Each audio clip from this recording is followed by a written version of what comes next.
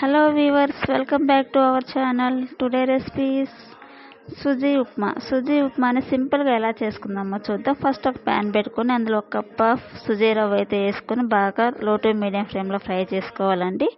అది బాగా ఫ్రై అయిన తర్వాత ఒక ప్లేట్లో తీసుకొని పక్కన పెట్టుకొని నెక్స్ట్ ఒక ప్యాన్ పెట్టి అందులో ఆయిల్ వేసి కొంచెం జీరా కొంచెం క్యూమిన్ సీడ్స్ వేసుకొని కొంచెం ఆయిల్ వేసుకొని బాగా ఫ్రై చేసుకోవాలి. నెక్స్ట్ అందులో ఒక ఆనియన్ మన టేస్ట్కి తగ్గట్టు చిల్లీ వేసుకొని బాగా ఫ్రై చేసుకోవాలండి. అది బాగా ఫ్రై అయిన తర్వాత అందులో టమాటో అండ్ సాల్ట్ యాడ్ చేసి బాగా ఫ్రై చేసుకోవాలి.